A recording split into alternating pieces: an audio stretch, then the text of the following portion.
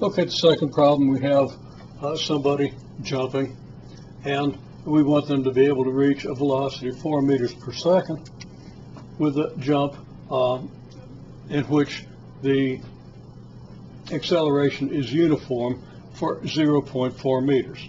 So we go down 0.4 meters, we jump upward, and hopefully achieve a 4 meter per second acceleration. Now, this is not, in fact, a uniform acceleration situation.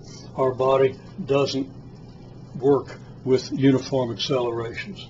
It feels very weird to actually achieve a uniform acceleration with muscular action. But we make a first approximation. Let's assume that the acceleration is somewhat near constant. And as a first approximation, we'll make the assumption that the acceleration is in fact constant so that we can use the equations of uniformly accelerated motion.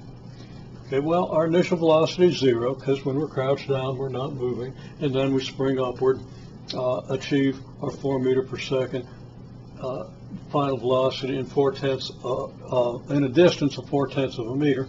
So what? Our acceleration is going to be what? It's going to be final velocity squared minus initial velocity squared over twice the displacement delta s. And that just comes from the fourth equation of motion. And it's very straightforward, knowing these three quantities, to choose the fourth equation, which allows us to determine the acceleration very directly. We could also reason out the acceleration. We don't need the fourth equation of motion. We can get the average velocity. We can divide the average velocity into the displacement and get the time interval. We can then divide the change in the velocity by that time interval to get the acceleration. We don't need to use this equation, but I've short-circuited this by using the equation. You should know how to reason this out. You should know that you can reason this one out. In any case, we go ahead and use the equation. We square our final velocity. We subtract our initial velocity squared and divide by twice the displacement, and we get our acceleration 20 meters per second squared. By this method or by direct reasoning, either is very simple. Again, you should have the option to use both. You should understand how to both use the equation and to use direct reasoning, and as far as that goes, to set this up as a differential equation and solve it that way. Okay, well, what I'm asking, of course, is what the force how much force has to be applied to do this. First, we can calculate the net force, which is always equal to the mass multiplied by the acceleration. In this case, the 80 kilogram mass multiplied by 20 meter per second squared acceleration gives us a force of 1,600 kilogram meters squared per second squared, or 1,600 newtons. And it's probably worth noting that that is 1,600 kilogram meters per second squared. So I'm going to make a slight revision. Doesn't change the result, but I've gone ahead and multiplied the kilogram meters over second squared and observed that that is the newton, because when we calculate mass times acceleration, we do get kilogram meters per second squared.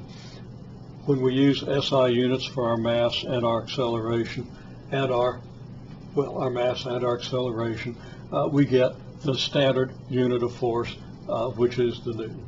Okay, so now net force, of course, is the applied force plus a gravitational force. Net force is the sum of all the forces.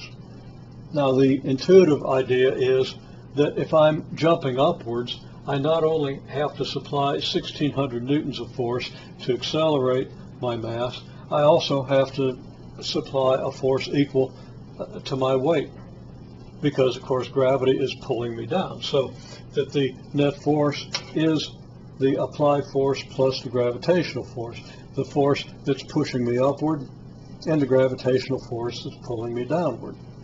I'll also note that the applied force isn't the force I exert with my legs, it's the force exerted by the floor in response to the force I exert with my legs.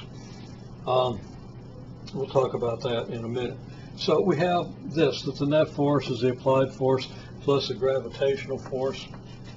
And now I've got arrows over my forces here.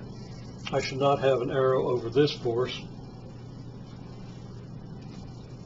Now there's kind of an implicit assumption here that my applied force is in the positive direction, so the upward direction is positive, and my gravitational force then is in the downward direction, which has to be negative. If this is positive, this has to be negative.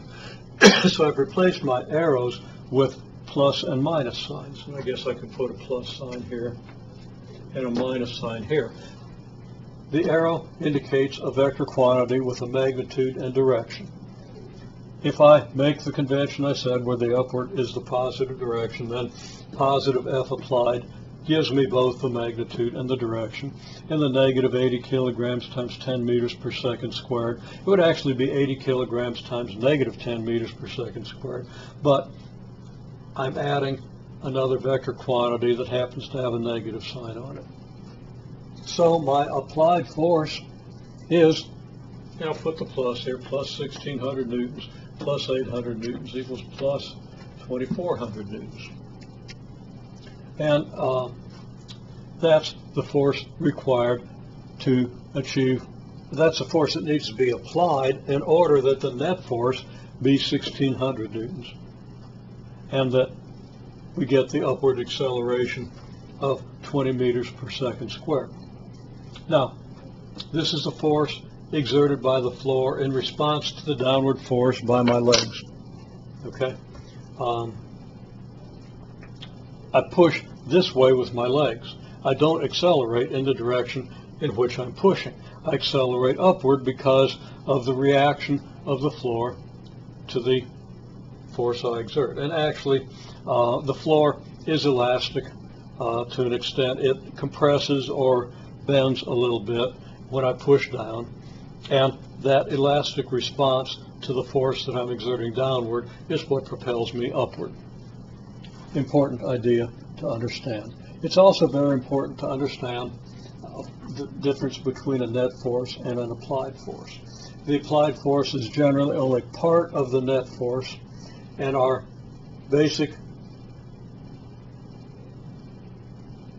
equation that satisfies every condition is that net force is mass times acceleration. You then have to work out just what the net force is, set that equal to the mass times acceleration, and see what you get. Also, in case you somehow didn't see it, the equation I have here is obtained by setting the net force, which is 1,600 newtons, equal to this expression. So we set this equal to all this, and we solve for the applied force by adding the 800 kilogram meters per second squared, or the 800 newtons we have here, to both sides, which will give us the 1,600 newtons plus the 800 newtons, or the 2,400 newtons. Our strategy is, again, to come up with an equation, and I should have written that equation, and I'm going to do that just as a modification, just so we're sure we see what's going on. So here's the equation. 1,600 newtons is equal to this. Of course, I've done this multiplication and gotten negative 800 newtons. But 1,600 newtons, our net force, is equal to our applied force minus the 800 newtons. And we easily solve that then to get the applied force, the 2,400 newtons.